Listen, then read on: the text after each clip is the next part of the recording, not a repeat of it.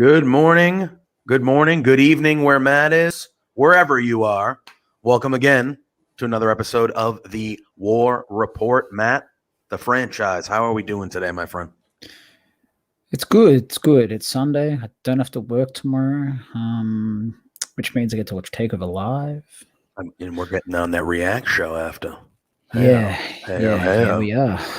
Get us twice today. Yeah, boy. Sunday was good. Spent some time with the fam. Just chilled out. My Not footy bad. team lost before, which sucks all kinds of ass, but that is what it is. Yeah, we got some people in the chat already. Big Ben is angry, enthusiastic this morning. I love it. For me, morning for me. I know I don't represent everyone. Well, it doesn't say morning; it just says Sunday. So we're going with Sunday. So there we go. Is correct. So there you go. Ben, how you going, man? And then our pal Vanessa as well. Good morning. Thank you guys for hopping in so early. All right, so we are here to talk about Big Ben. I agree. The real life gimmick, as Stone Cold would call it, for me, is revolving around coffee. So yeah.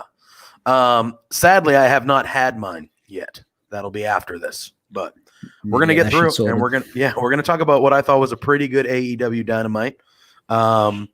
We'll chat about that, and then we'll touch base. I know we had a kind of a longer. We talked about it more on the War Report with NXT on Thursday, but we will also talk about TakeOver a little bit before we get out of here this morning. Mm-hmm. All right, so Dynamite starts. We see a limo outside. And we just see the Pinnacle getting out of the limo. And this is the first time we've seen them in a few weeks since the Stadium Stampede. They were not on the show last week. So they show up in their fancied out limo. And then the show starts. And we start with Matt Hardy in the ring, cutting a promo against Christian Cage, saying that Christian Cage is jealous of him. And he has been for a long time because Matt Hardy has made a lot more money in this business than Christian has. And he says that Christian will never financially recover from what's about to happen to him for messing with Matt Hardy. And then that leads to the match we get to open the show, which is Christian Cage versus Angelico. But before we dive into the match, what did you think about the Matt Hardy promo? What do you think about Matt Hardy and Christian Cage in general? And where they're going with this. Yeah, I don't like the whole I've got more money than you and I did it because you couldn't wrestle for this many years type shtick. I don't know, it's a weird flex and I don't it's unnecessary really. Both guys are super talented in the ring that you don't need to go down this route. But it's the big money match shtick, which he used so well in Impact, and he's sort of going down that route now.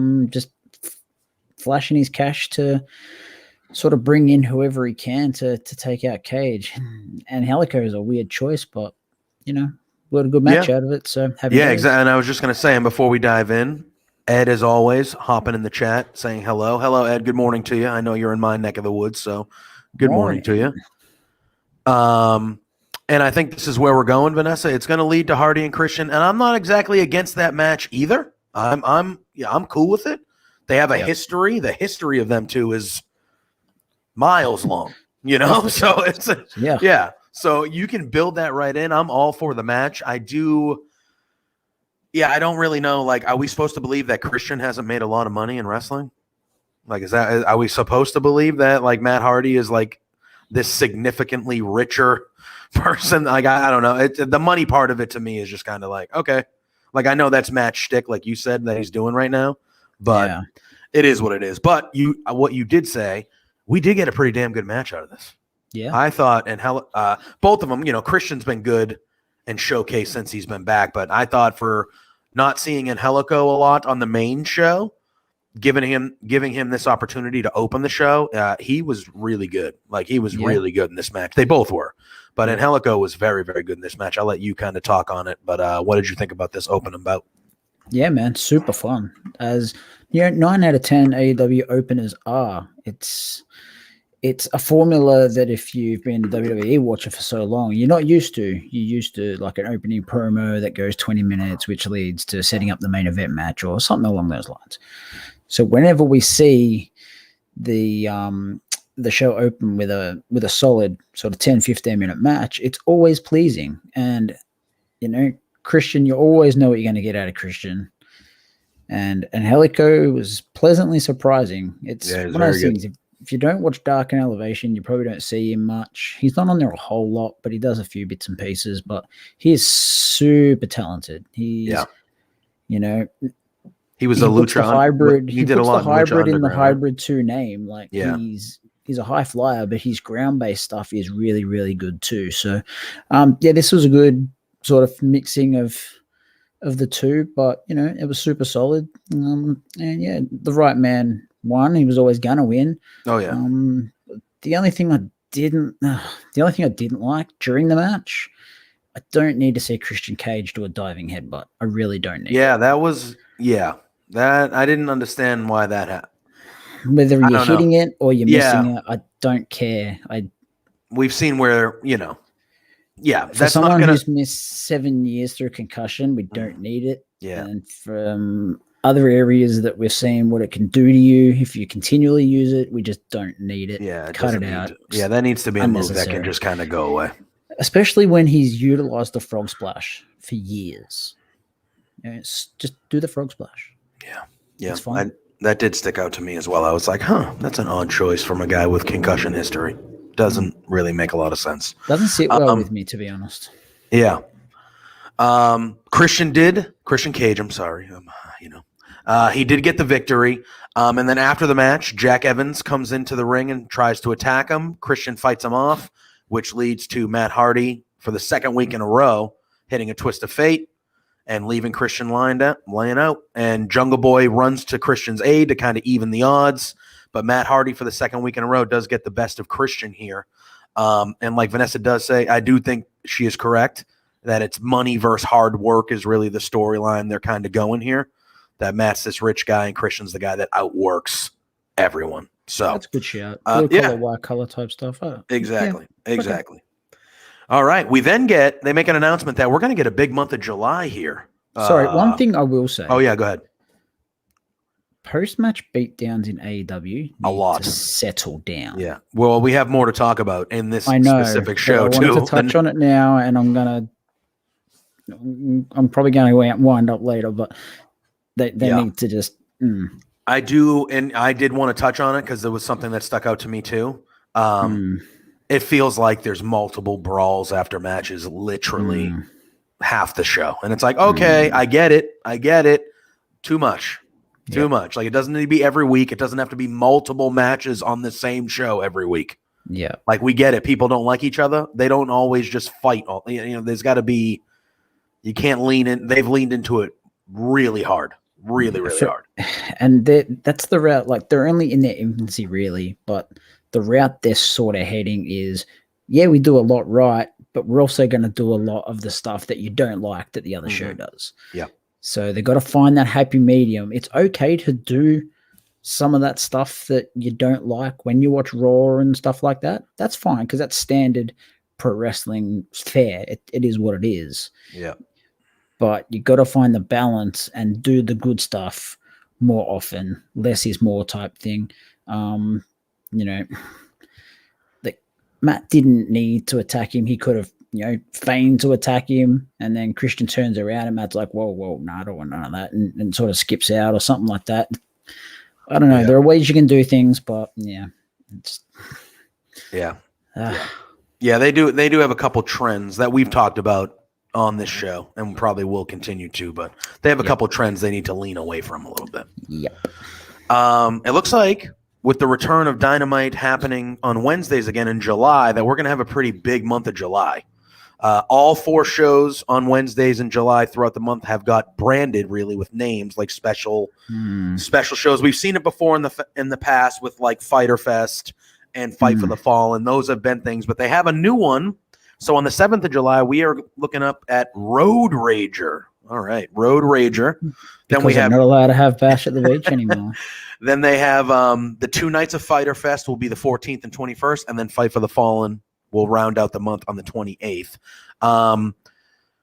Yeah, so I'm expecting there's going to be, and Dynamite's usually good with it, but I'm expecting these will be a little more bulked up. At least a few of them I would expect would be a little more bulked up with bigger matches, kind of make them feel like they're bigger than just the normal Dynamite. So it looks like we might be having a big month in store in July. Yeah, look, I don't hate it, but I don't like it at the same time. Yeah.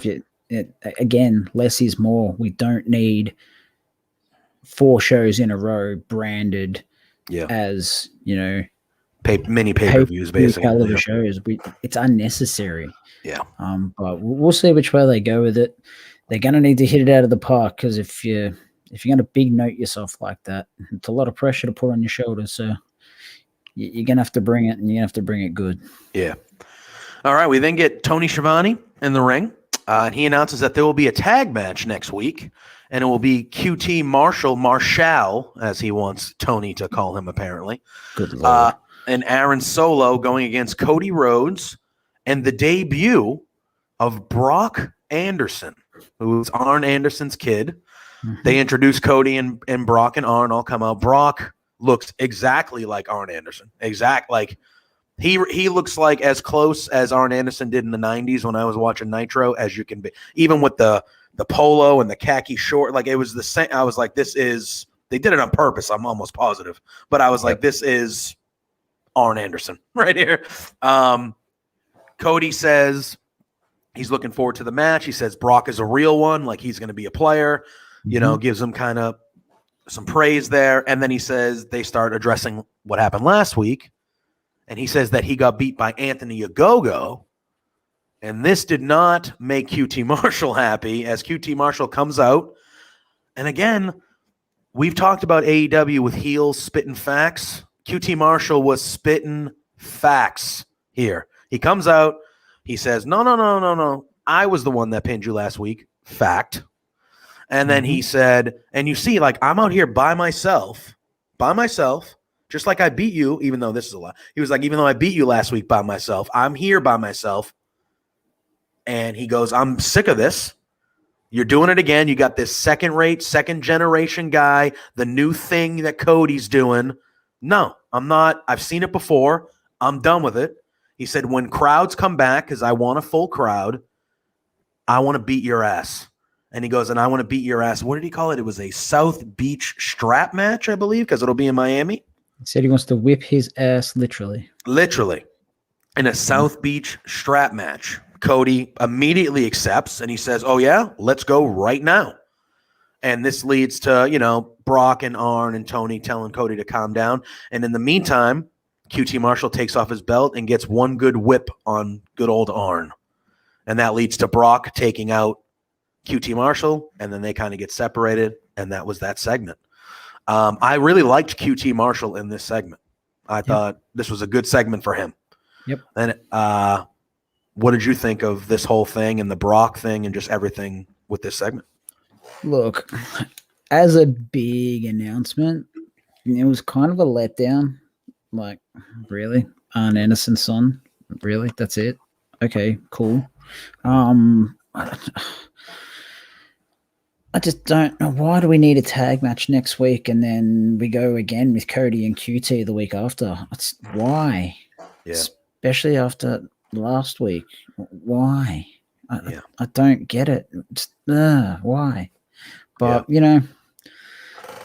I don't know where they're going with the whole QT and, I did this all myself and, it was me that beat you by myself and rah. I don't know where they're going with that, but I'm curious. So that part's keeping me involved. Much with the beatdowns.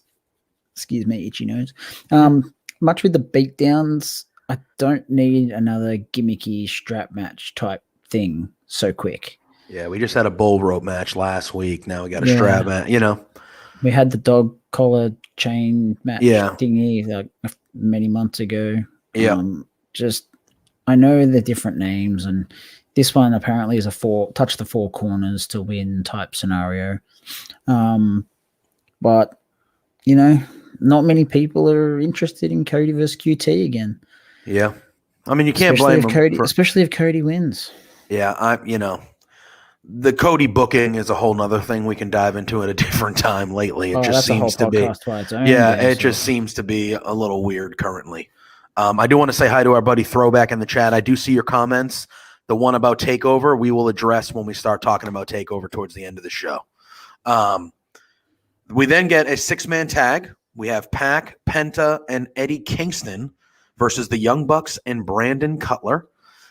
This is due to Cutler getting involved in the tag match last week. Again, with these 6 guys, you're expecting a really good match, and I feel like we got a really, really good match. Pac is one of the best in the world. The thing in there when he did the Young Bucks move and then the pose was just so good. I think Penta has always been good. Like, I've always been a fan of Penta, but there's certain times where you can see he's like in a different gear. You know what I mean? And I don't mean like ring gear, but like a different gear in the ring where he's just hitting all the stuff and just going like balls to the wall. And I feel like he's been there for the last month or so. Like, really. Have you noticed that he seems to be better on taped shows? Well, yeah. I mean, I honestly don't know which ones are taped or not. I don't look that far into it. Are they all taped here? I believe till the end of the month. You can tell by the way that's a thing too. You can tell by the way the entrance was set out and the lack of crowd that this was taped. So maybe that's a thing too, because I do, Well, it's long been story told that that's why he was so good in Lucha Underground, because they were heavily taped and edited to make him look amazing, blah blah blah. But at the end of the day, he's still really bloody good. I enjoy his work. And alongside Pac and Eddie, as well as the Young Bucks, it's a recipe for success. Yeah, they utilized everyone's strengths in this match, which was good. They made Cutler look like a dickhead, which was good. Yep. His dashing Cody Rhodes mask is amazing. Yep, love it. And it's just it was just so good. And the end, probably 5 to 7 minutes of this match was just, oh my god, yeah. It felt like it went 2. It was it was flying back and forth, hitting everything, doing all that stuff. I thought the dynamic between Kingston and Pac was cool throughout the match. Like, they were allies. They never had any issues, but you could see Pac was like, no, I don't like this guy. He's not my friend. But I thought at the end when like Kingston finally was like, come on, let's dive together. And he's like, come on. He's like clapping at him. And then they did it. I thought that was very cool. I was like, all right, yeah. I love Eddie Kingston. Who doesn't love Eddie Kingston? Like, Eddie Kingston is just, he's so awesome. He's finally getting rewarded for it's like years of toil. Yeah. I thought Pac hit a great 450 later on in this match. And then, Pac ends up getting the pin over Cutler. And like you said, they made Cutler look like the dunce, like the idiot throughout this match. He got his ass kicked the most. He was the one taking the brunt of the offense. It was good. He should have been the one that took the pin. He should have been the one that got his ass beat the most. It was designed perfectly. The match was really, really good. And then after the match, the Bucks attack. And they start laying the guys out, and the Good Brothers come in, and it's a beatdown. And then we see the Elite Hunter, Kazarian, come out. He really focuses on the Good Brothers, but he kind of beats up everybody, but he really takes out Anderson and Gallows. We've seen him take out Anderson. That was his first victim, or his victim last week. He takes out Gallows this week. And then he kind of stays in the ring for a little bit for Kingston to kind of raise his hand and stuff like that. So I don't know, maybe if we're looking at an 8-man tag at one of these big events in July, maybe whether it be the Bucks and the Good Brothers versus those 3 and Kazarian or something like that. I don't know. I wouldn't hate it. I wouldn't hate it either. I said it last week. I love the Elite Hunter gimmick. I love this match. All A+ for me. All A+ for me. I wouldn't even hate to see Kazarian versus Carl Anderson single. Oh yeah, all day. Carl Anderson is so good. He's very good. Yeah, he's so good. Got him, use him. I know. We then get the Pinnacle. They show up to the ring. This segment I thought was good too. Long, but it was good. They show up in the ring. Dax starts it off. He says Stadium Stampede obviously didn't go their way, but you know what? That match isn't built for guys like them. He talks about the similarities between FTR and Santana and Ortiz. He mentions his family and mentions that Santana and Ortiz have families and blah, blah. And then Cash goes, well, I don't have a family, so I don't give a shit about any of your families, which I thought was funny. So good. He then says, you know what? It's been 2 years and you still haven't won the AEW tag titles. So I do like how he's kind of, facts. I do like how he's kind of giving him a shot there. And he says, because you guys, we got here and we won those titles, not immediately, but basically immediately. And he goes, that's because we care about our legacy and you guys just care about being a footnote in somebody else's. I thought that was a good touch. Then Spears calls out Sammy, says that Jericho was calling him a hero and it was at his expense. And that's BS because Sammy is just a glorified indie wrestler and that Sean Spears is the real hero. And he starts getting heated. And then Wardlow, which I thought Wardlow was great here. Every time they give this guy time to talk, he crushes it. That guy is going to be a superstar. But he calls out Hager. He says, man, you're obsessed with me. You won't let me go. You won't, whatever. But he says, hey, I'm all for it. I'll fight you any day of the week. He goes, whether it's Stampede, whether it's in the ring, whether it's this or that. He goes, now you're inviting me to the cage. Doesn't matter. Doesn't matter where we fight because if you're standing across from me, you're always in Wardlow's world. And I thought it was good. And then MJF grabs the mic and he says, you know what? He's not angry like the rest of these guys. He's just tired. Said he's tired of this. I am too, kind of. He goes, I'm tired of this. He goes, I've beaten you twice, Chris. I have nothing to prove to you. Your match request is denied. Facts. Yes. So before we dive into the second half of this segment, what did you think of the Pinnacle and everything that they all had to say? Yeah, I thought it was good. As you said, I touched this bit dragged a touch. FTR, both of them, the way they spoke and what they spoke about was awesome.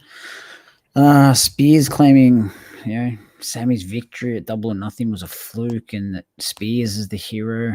Didn't need that. That was a bit silly. Yeah. A bit stupid, but Wardlow was just cold and calculating in the way he accepted Hager's challenge to a cage fight. That was good stuff. As you said, he's going to be a star. Oh yeah. If he's not already.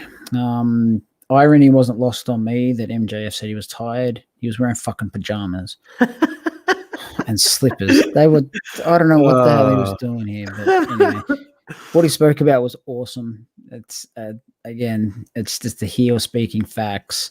He has beaten Jericho twice. There is no need for another match. He is 100% correct. Yeah, but he mentioned Sammy. So I was just going to say Sammy versus MJF. That's the case. That's all about that. I'm all about. And that was the whole contention. The whole contention of the time that MJF and Wardlow were in the Inner Circle was because of Sammy, right? So yes, get through the MJF and Jericho thing, but that's the feud that I want. I want to see a long story between Sammy Guevara and MJF because that was the whole crux of everything was Sammy Guevara being like, I don't trust this guy at all. From the start. From the beginning, even before he was in it, he was like, nope, I don't trust this guy. And that's the feud. That's what I'm looking forward to. And I think the fact that MJ, like you just said, before we move into the second half with Inner Circle, the fact that MJF addressed Sammy by name, that's where they're going. And that's what I want. That's, I think, and myself included, to be honest, we sort of lost track of that part of this whole thing. We got caught up in, Inner Circle and Pinnacle. We lost track of, okay, there's groupings in here that can have matches. FTR versus, I call them LAX because it's just easier, was the obvious one. Sammy and Spears seemed the obvious one, but that was just a ruse to get you to forget about what MJF did to Sammy the whole time leading up to him leaving the Inner Circle originally. So, and Wardlow and Hager, this will be their last one. Hopefully, good God, hopefully. maybe not, because We'll see. I don't know how you can have Hager in an MMA cage fight on national television and have him lose Yeah, no, when it's he's true. undefeated as a professional. Yeah, I would expect Hager to win, but we'll Yeah, see. I don't like Wardlow losing, but we'll see. It's not a which means wrestling match. Maybe that's how they play. I don't know. which means they're But probably going to go again. yeah, but we'll complain. We'll complain about that when we get there. Hopefully, we don't though. Then we get Jericho showing up on the screen, and he's outside, and he says, "Come on, guys, you know what happens when you don't give the Inner Circle what we want. Like, come on, like we've been through this." And he then he proceeds to tell the boys that he goes, "Oh, that was a great story you told when of me a couple years ago when MJF was telling the story." He goes, "But you'll have to tell that story when you guys are walking home later." And then we pan out and we see the Inner Circle with sledgehammers, bats, spray paint, and they just destroy this limousine. Breaking the windows, the headlights, spray painting the side of it, just beating the shit out of it. And then we see Mr. Hager in a forklift, and he has, I don't even know what to call them, the two things that lift up but that are sharp. And he just drives. The tines of the forklift. Yeah, there you go.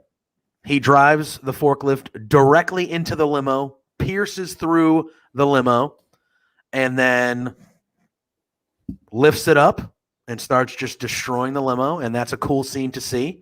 And then, that's how that segment ends. I thought, like I said, tad long, but I thought it was good. The Pinnacle stuff was the standout to me, as opposed to the Inner Circle stuff. That was just to get the heat from the Pinnacle and stuff like that. But I thought, all in all, really good segment. We then get a backstage vignette of Darby and Sting, and Darby says he's not replacing Sting. He wants it to be a handicap match, to which Sting is like, what are you doing?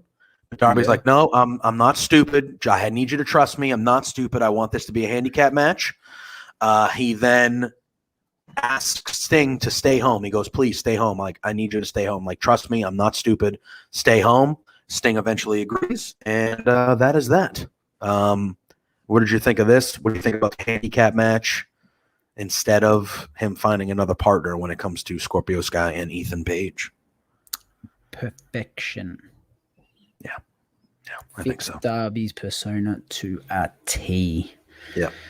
Darby's always been booked as this recluse loner type that sits in the dark. You could basically call him a mushroom. You sits in a dark corner and he's fed shit. Yeah.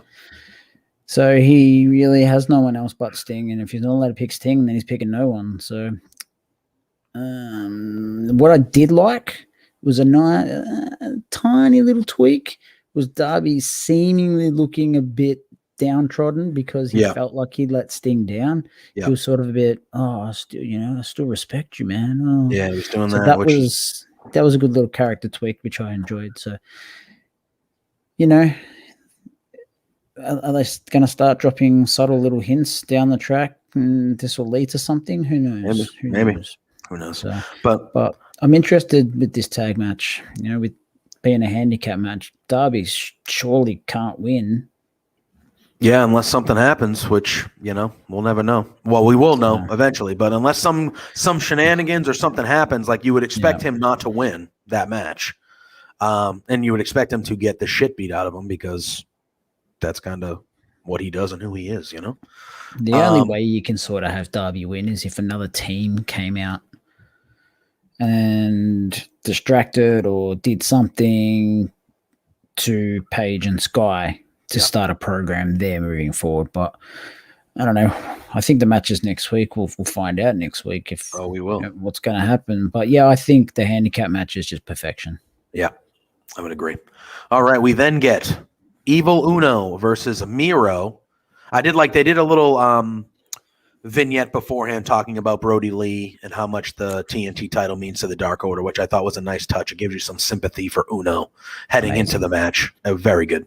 They do this stuff. They throw in the Brody Lee stuff. I think they do it so well.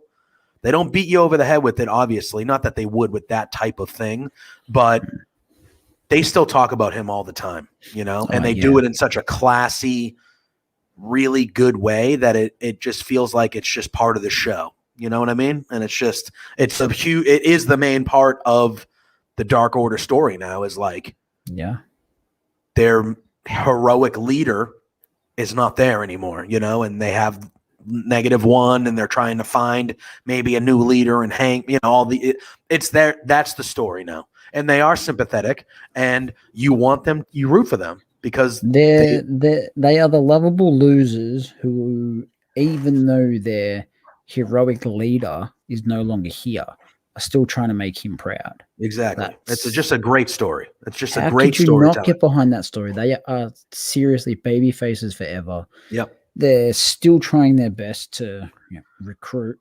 the big name, land the big fish in the draft, if you will, in Hangman, and they'll get there eventually. Because I've always stated that when Hangman wins the title, Dark Man, oh my goodness, Dark Order will be there alongside him. Yeah. But the way they do it is fantastic. It's so good. I did see someone on Twitter through the week. They're like, "Oh, I wish they'd stop exploiting Brody's child." And I was like, log off with that crap." Really, please. all the permissions, the mom, like, just enough with that shit. No, there's no need to be a negative. Just The only negative we want is -1. So exactly. I think Cody did say on Twitter that -1 is the leader of the Dark Order. I believe this week he answered a question and was like, no, there ain't going to be like really no big new leader. Like -1 is the leader of the Dark Order, which I'm 100% okay with. I guarantee if you asked anyone in that locker room, they wouldn't have it any other way. No, 100%. All right, listen to Ty Conti on the AEW podcast. She loves that kid like he's her own. He seems like he's just an awesome kid. Just an awesome. He hasn't been on TV for a few weeks or a month or so because he's great and he wasn't doing his homework. Yeah, well, you gotta. School's most important. You gotta stay in school. I think the wife of Brody Lee said, "Look, he can continue being on TV and stuff, but if his grades start slipping, he's off TV." Yeah, that's being a good parent. That's what that is. There right you there. go. All right, let's dive into this match. I thought this match was very good. I liked. Okay. One nitpick I have is I think they played it up well that Evil Uno was the sympathetic guy in this match. However, I think they got it. He shouldn't have had as much offense as he did. For me. I agree. I understand it was a good match. And it was a good showing for Uno. He looked very good in the match. Miro needs to be murdering people, like literally murdering people. Yep. So I almost feel like they could have went the route of, let's show the vignette. Everyone loves the Dark Order. We're going to be doing this. Maybe he gets a couple hits at first and then Miro just over. And then it's like, no, I don't do that. But anyway, then again, that's a small nitpick. The match itself was still very good. I did not enjoy the match. Miro took a good amount of offense, and like, it's not because I don't think Evil Uno is deserving of that, but like, he's not a singles wrestler. He hasn't been on my TV the last month getting singles wins. Like, this was just a put together match. And now all of a sudden this guy has like 3 or 4 close calls on beating this unstoppable champion that way. Like, it didn't make sense. With that being said, Miro is so friggin' good right now. He is on all cylinders. At the beginning of the match, like, him just mocking the Dark Order, like, the Dark Order in different sections came out through the match. At first, it was Stu and 5 that came out, and Miro just took them out immediately. And then at the end of the match, they all came out and they were cheering on Uno. And when he made Uno tap, he was like, he did the where he's like wrenched all the way back, and he was literally waving. He was waving at the Dark Order, like upside down, waving at them as Uno was about to. I was just like, good Lord, man. I'm like, this guy is just so good. One of the things in the match that I did enjoy was Evil Uno did a tribute to Brody, and he did the spinning lariat, and it didn't even affect Miro, and then Miro just murdered him with his own lariat. I thought that was that little sequence. I was like, Brody would probably be smiling from heaven when he saw that. Like, oh, brilliant. But yeah, what did you think about the match, Miro, the Dark Order, just everything that happened here? I thought it was, again, another good match, another good piece of business for AEW. Yeah, man. Like, I agree. Uno probably shouldn't have got as much offense in as he did, but it's a nitpick. It really is a nitpick. The intensity that Miro now comes to the ring with, since since they moved him away from Kip Sabian, is undeniably amazing. Mm-hmm. Undeniable. Anyone who says that, he's just, a WWE offcast, or is this or is that, or, he's just a mid-card guy, blah, blah, blah, blah, blah. Jog on. Seriously. Yeah. Miro is a monster. Oh, my God. He's so good. And I agree with Ed. He says, so glad they finally got him going right. Yeah. They got him going more than right. They got him going more than right now. He is. Don't get me wrong. The stuff they started with was a bit hokey. It was a bit, yeah. But, they've figured it out, and they figured it out pretty quick. And it's going to take a special individual to beat him. Mm-hmm. Big time. Let's be honest, because the way he even looks physically impressive. He looks like he's committed. He is similar to Mox. He wants to be there. He's enjoying his work, and he's just murdering poor souls. Oh yeah, he really is. He's just so good. We then get an Andrade vignette. It doesn't really show him, but it shows him getting ready, putting on the suit and stuff, and it calls him the face of Latinos.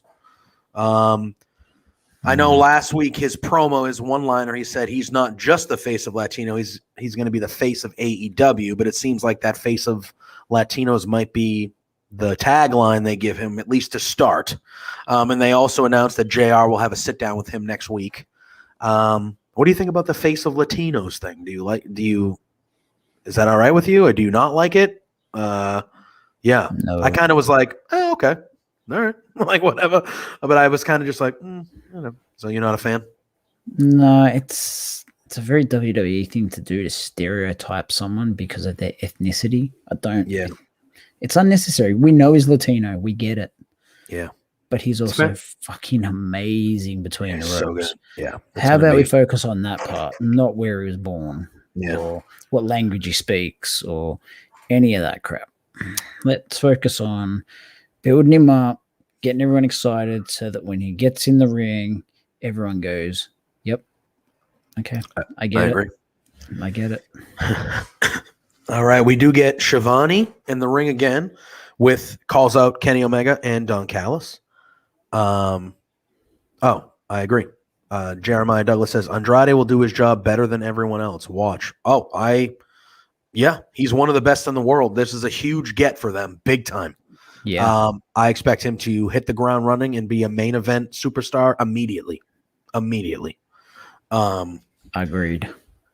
So then we get Kenny Omega and Don Callis to the ring. Callis calls Jungle Boy a one-hit wonder, just like the band who makes his theme song. I thought that was a nice little touch. I thought that was a nice little touch there. And then he hands the mic over to Omega. And Omega is frustrated, and he says, you know what? I know what I'm supposed to do as the champion. I'm supposed to sell the match and make you believe that, I don't like Jungle Boy, and this is going to be some, whatever. And then Omega kind of gets a little complimentary of Jungle Boy, and he says, I can't think of a disparaging thing to say about you. You remind me of a young Kenny Omega. He goes, but you're just missing one thing. I don't know what it is. I just can't pick it out, but you're missing one thing. And he goes, Don, you're better at words than me. Like, he goes, what is it? And Callis says that he's missing the guts. And right as he questions that, Jungle Boy comes out with that terrific theme song that everyone's singing. He gets in the ring, and Omega kind of just loses it a little bit and goes, oh, you look like, he goes, you're not much of a promo guy. I don't get that from you. He goes, but it looks like you got something to say. He goes, well, you're in the ring with the best promo guy in the business. Debatable. He goes, but you're in the ring with the best promo guy in the business right now. So what do you have to say? And he kind of gives him the mic, and Jungle Boy just goes, man, you talk too damn much. Mm-hmm. And which annoys Omega. Omega goes after Jungle Boy. They start fighting a little bit. Jungle Boy gets the advantage, and he's going to hit, he's going to cinch in that submission. What do they call it? The snare trap. The snare trap. That's right. He's about to cinch that in, but the Young Bucks come down. Jungle Boy retreats. That's how they end that. I am jacked up for this title match in a few weeks. It is going to be good. Yeah, man. It is going to be good. What did you think about this segment? And Jungle Boy. Segment was fine. Jungle Boy is over as shit. Yep. You know, full crowd, not a full crowd, don't care. Doesn't matter. He's over. It just is what it is. It's obvious. I don't want to ever say obvious when it comes to wrestling because crazy shit happens all the time. Mm-hmm. But it would be something if he won that title in a few weeks, wouldn't it? It would be something. He's not going to, but it would be something. That guy is over. It would be something, but no, he ain't. Yeah, I know. Which, I just, it is what it is. But yeah, Kenny calling himself the best promo in wrestling, that was a flex. Not a good 100% a flex, but it was a flex. Yeah, it was a flex. He's not even close. No, I know. He said that. I was like, all right, you should have a high opinion of yourself. You're one of the best wrestlers in the world, and you're the heel. Like, great, but get no, it. Yeah, that's not. I get that he's so ridiculously over the top, confident in himself that he thinks he is, and that's fine. You know, Eddie Kingston works with you, right? Yeah. What is that? Kingston, MJF. Yeah. But anyway, Jay White says hi from Japan. Yeah, Roman's been doing all right in WWE lately. Roman's been knocking it out of the park. Yeah, there's some real good promos around the wrestling landscape for sure. Yeah. So, but the fact that they proved or showed how easy it is for Jungle Boy to cinch that snare trap in just goes to show, that anything can and potentially will happen. Yeah, I agree. Man, that match is going to be so good. That match is going to just be so good. Yep. All right. We then get Jade Cargill and Smart Mark Sterling. Love it. Smart Mark Sterling. They're in the back. Sterling says that Jade's marketing revenues are already up 43% across the board. And he says that Jade has a family to feed and that they're going to make sure that she is a household name, not only in AEW, but throughout all media. And Jade kind of interrupts him and goes, all right, well, she goes, the first thing we need to do is make sure that my catchphrase is my catchphrase, because there's a lot of women around here that are using this phrase. Mm-hmm. And Smart Mark, without saying the word, Smart Mark Sterling is like, yeah, that's a great catchphrase. Yeah, it's a great catchphrase. We got to do that. The B word. He says the B word is very, it's a good word. Yeah, we got to do it. And she goes, and he's like, you want to remind? And she says, as she puts on her sunglasses, I am that bitch. Mm-hmm. Again, with Cargill in these backstage segments, short, sweet, effective. I think the Mark Sterling thing is going to work out pretty well. I think that's going to be pretty good. He seems to, I don't know what he's from. I've never seen him before, so pardon me if he's from something and I'm supposed to know who he is. I know he does the major figure podcast thing with. Okay, well there you go. Cardona and Myers. I know he does that, or he did do that. I know he did enhancement work for WWE somewhere along the lines, but how good of a name is it? Yeah, Smart Mark. Mark. So that popped me. I don't know. Maybe I just didn't remember them calling him that before, but this seemed like the first time I remember. I was like, oh, Smart Mark. I was sitting there like laughing. But great name. Such a great name. Absolutely. Yeah. All right. We then get Ethan Page and Scorpio Sky backstage as well, addressing Darby Allin. Scorpio calls Darby a sensitive little child that he couldn't even come up with a tag with a partner. And he says that he's seen Darby do a lot of dumb shit, but this is by far the dumbest thing he's ever seen, accepting a handicap match. And then Ethan Page says that actions have consequences, and Darby's seen already some of the physical repercussions, but he asks him, what about the mental ones? What's going to happen when we pin you? And I believe Ethan Page used the term butthurt here. He said, you're already a little butthurt about us costing you the TNT title because we did that. Yeah. And he goes, what are you going to do next week when we pin you? And he goes, and we rise to the top because it's only up for here. And he calls them the Men of the Year. Mm-hmm. He says that twice. So I don't know maybe if that's the name they're going to go for. I don't know. But again, I thought another good short little promo vignette, how backstage segment. These two guys are really good. I want them to start having get through Darby here. I don't know if they'll have one more blow off with Sting and Darby. I don't know. But I would like them to get through this and then kind of move up the tag team ranks. What did you think about this little segment with Paige and Scorpio here? Short, sharp, everything it needed to be to put over the match next week or whatever. But they have to win. It's a non-negotiable for me. Yeah. They lost a Double or Nothing to Sting. Sting's the icon. He's the legend, whatever. Yeah. They can't lose a handicap match. If they lose a handicap match, I don't want to see them rise up the ranks because I don't believe that they can beat the best teams when they couldn't even beat one Derby. That's fair. So it'll be what it'll be, but for me, non-negotiable. They have to win and comfortably. Yeah. All right, we got a couple quick segments here. We have Lance Archer. He fought, I believe they said his name was Chandler Hopkins. This match didn't even make it through the announcement. Not even the announcement. He walks right out, just takes out that guy at the beginning, and this match was literally 30 seconds, if that.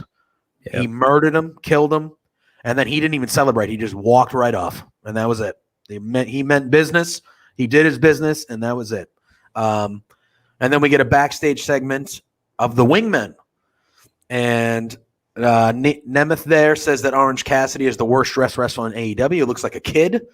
They're offering him a special spot in the Wingmen Makeover program.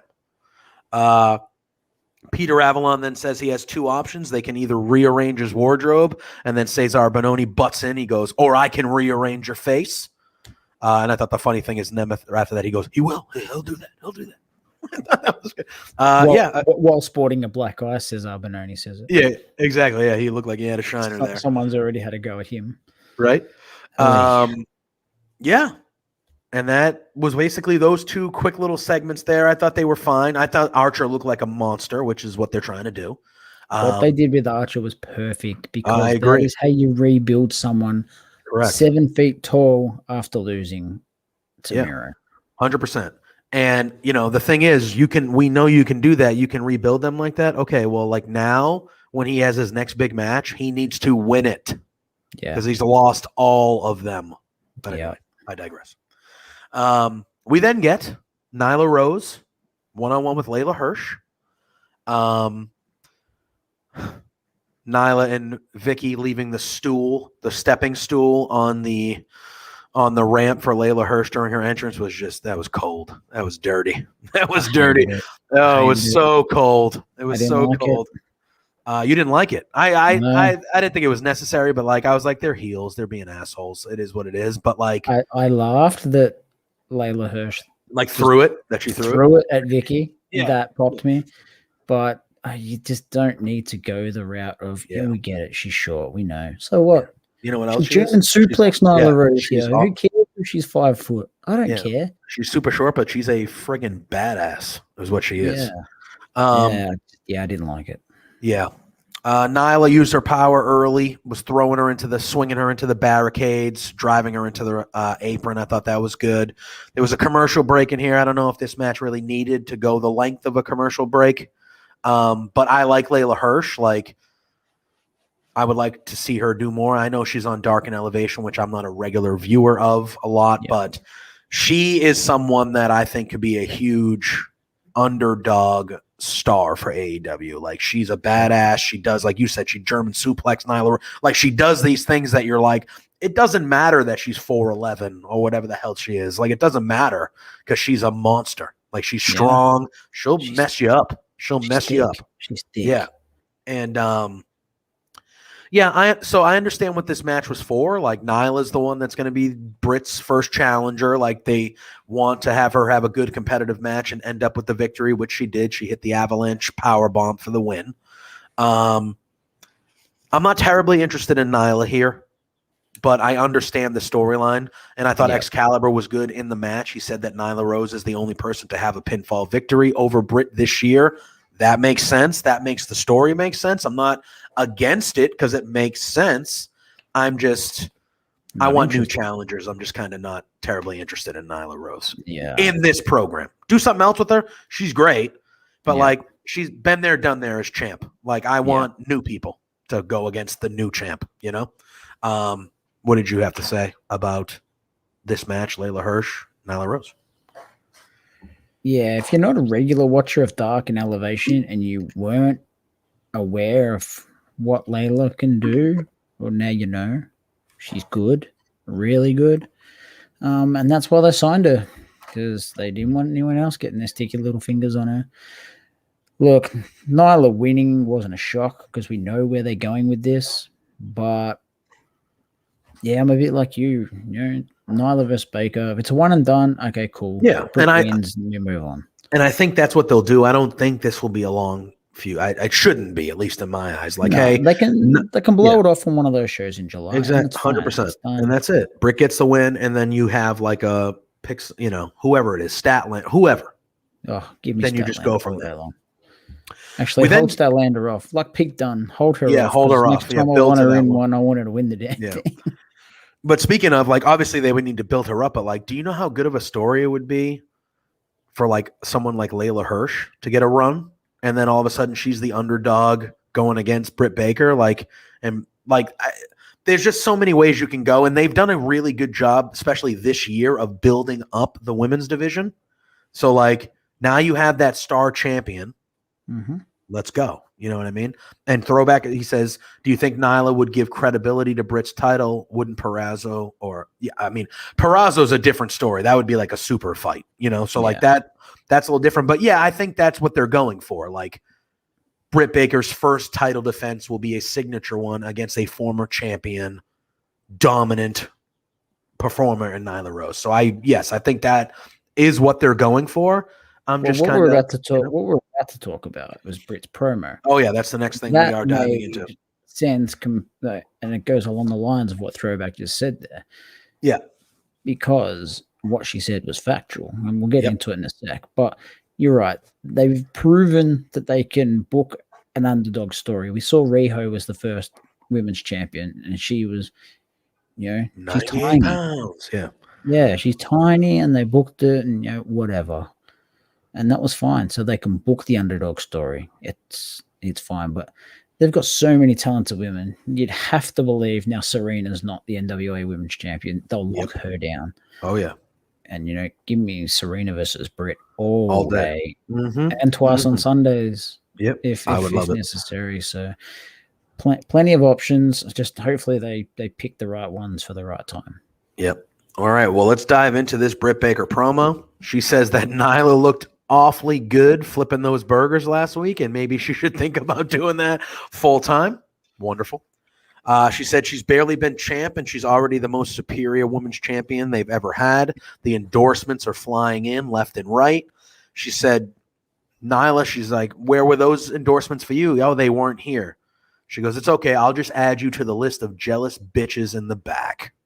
And I was like, oh, okay. All right. Reba's face was. Yeah, Reba was like, oh, she like made, I think she made like a verbal noise as well. She was like, oh, no. Yeah. And then Britt also said that she knows why Nyla's coming for her title because she needs it.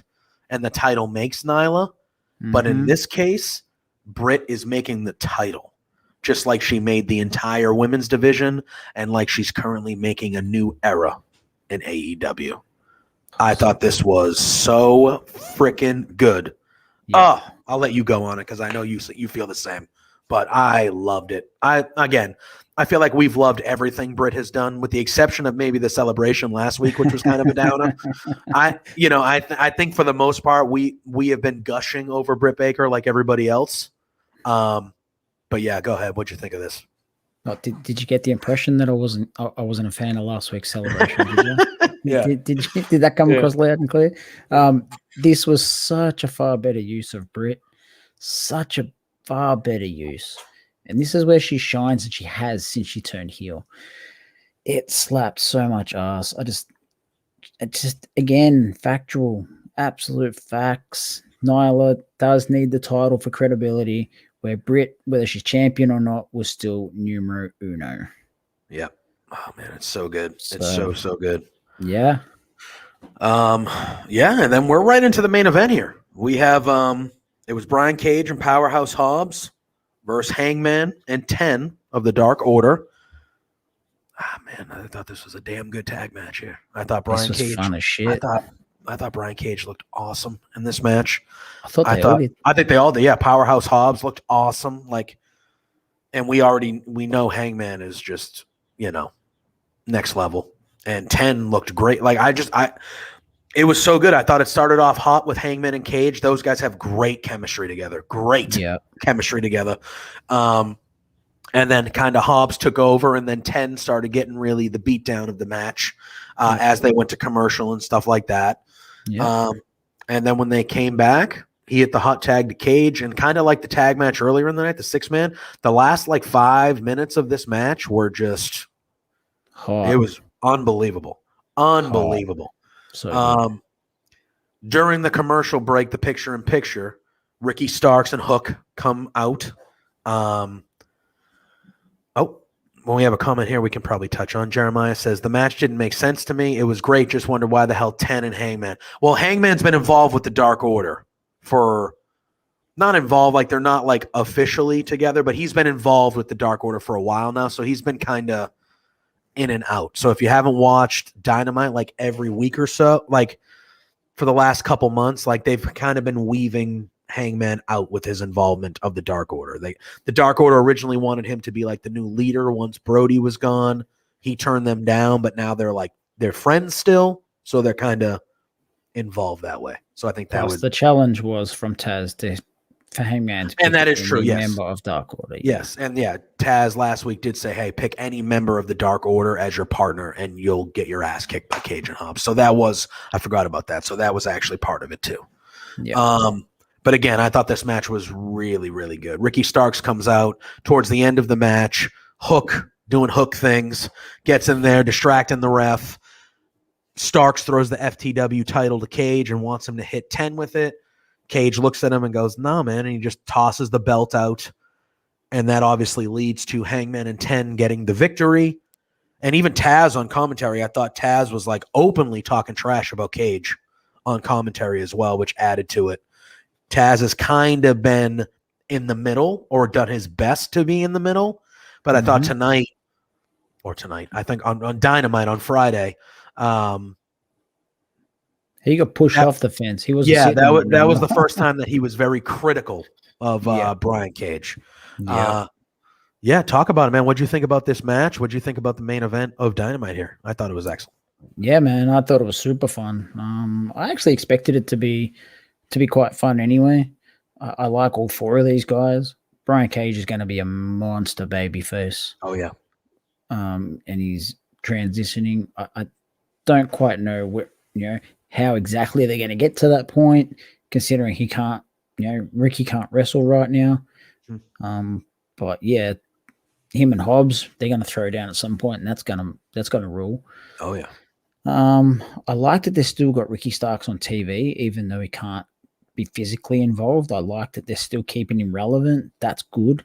And the fact that he's keen to still be there,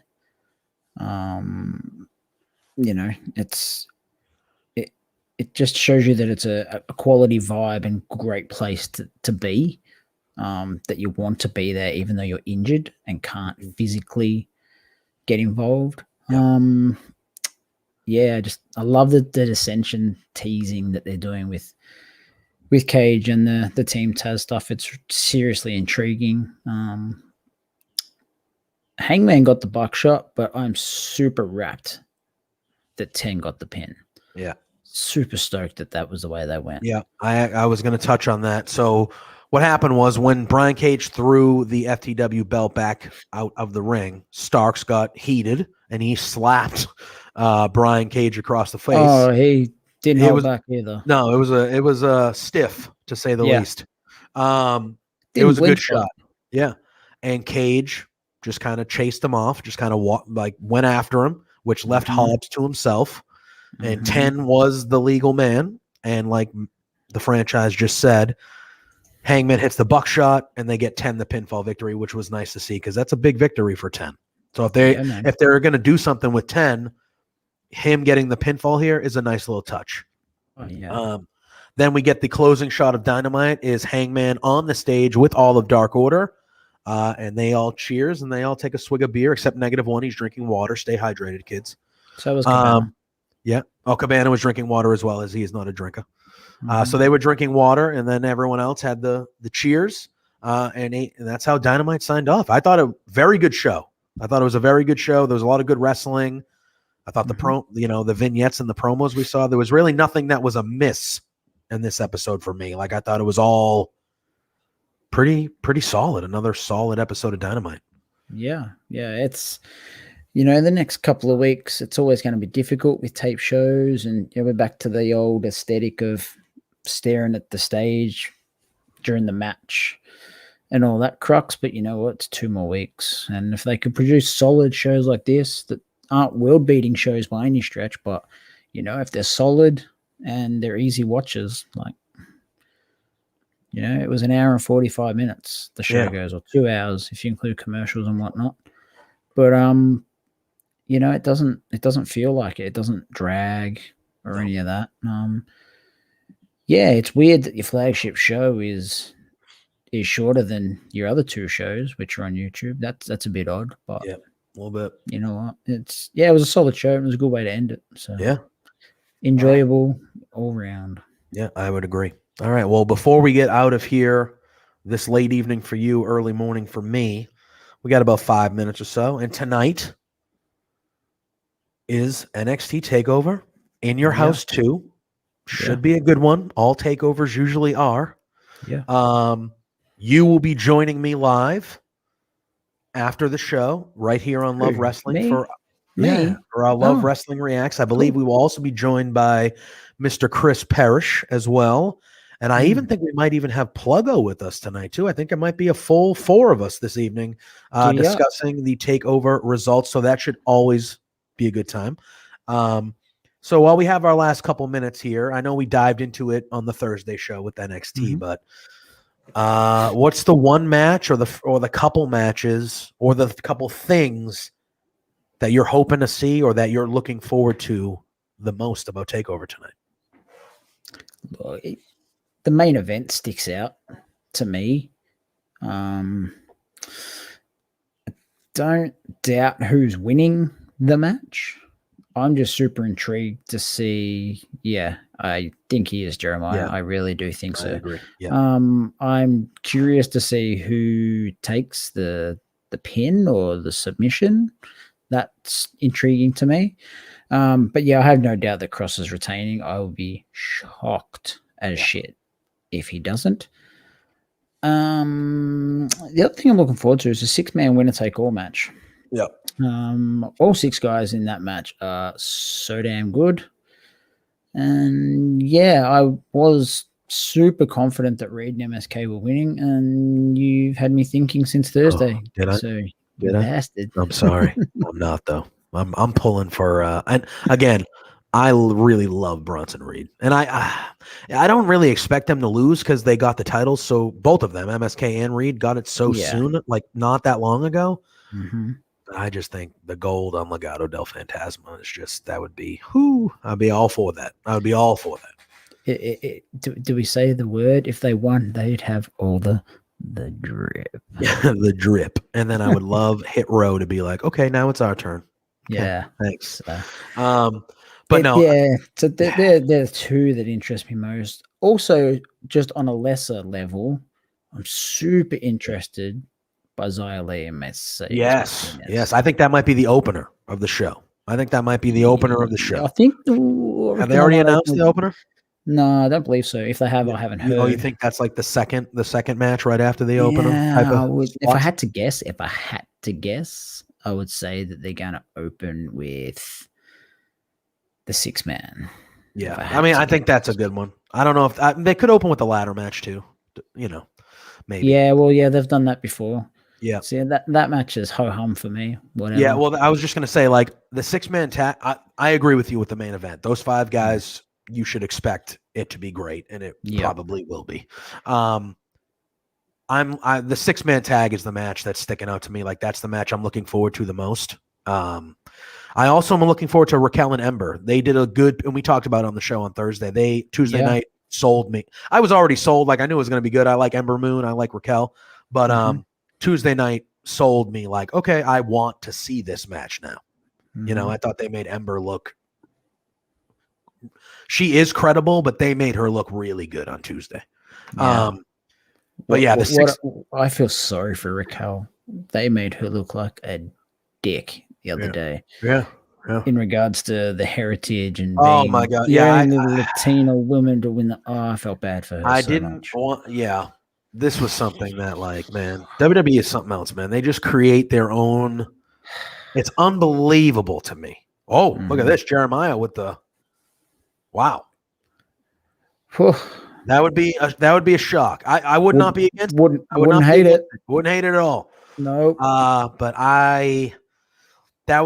we had a show on Thursday. So we had an NXT show on Thursday, and that was the one gripe that Matt and I kind of agreed on was like, even though we're expecting TakeOver to be awesome and it's going to be great, the two main title matches, we feel you already know who's winning.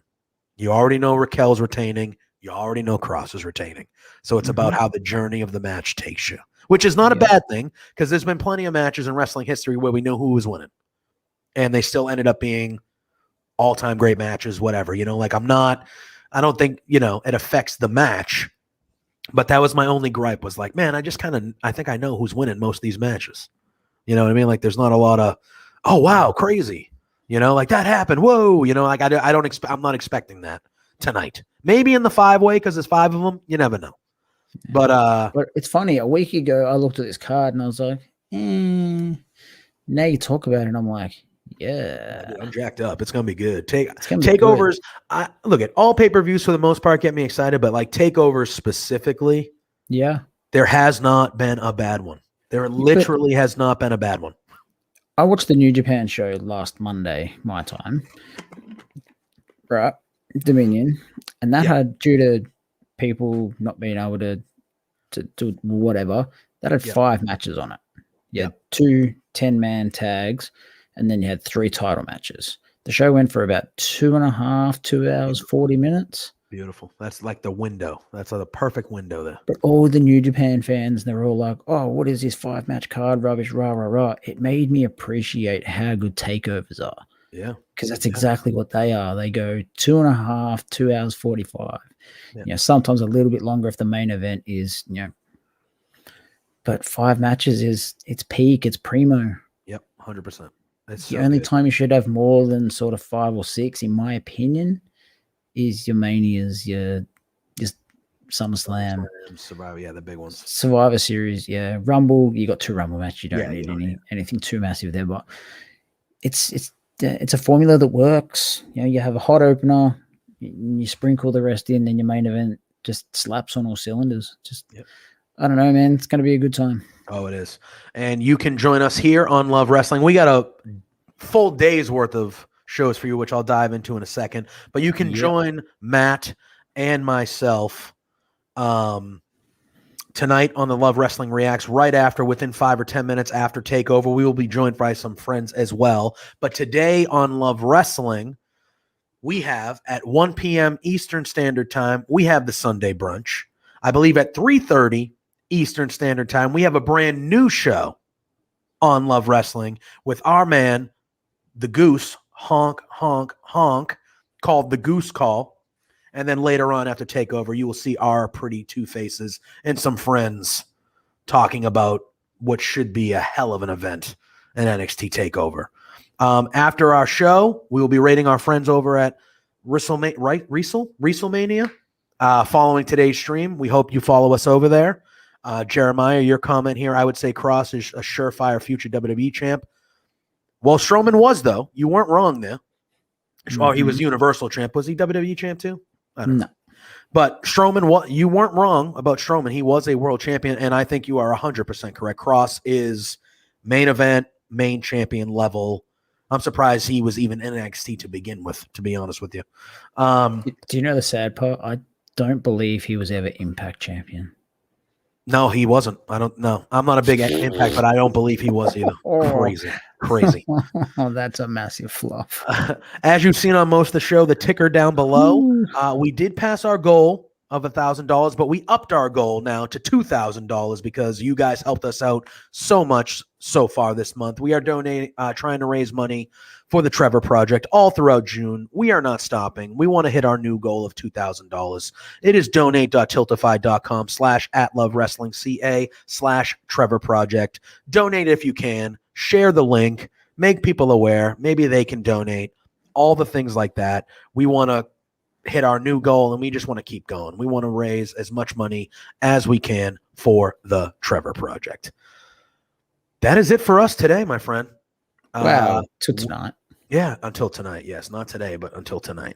We will see you all hopefully back here after TakeOver tonight, but watch Sunday Brunch, watch the Goose Call, watch everything we do here at Love Wrestling. We got a great group of people doing some great stuff, but it starts with all of you, and you guys are so good in the chat, hanging on to the shows, watching it, enjoying our community, and involving yourselves. So we are very appreciative of all of you. For the franchise, Matt, I am JPJ. Him and I will see you later on this evening for Love Wrestling Reacts. Enjoy TakeOver. Enjoy this fine Sunday for me. Peace out.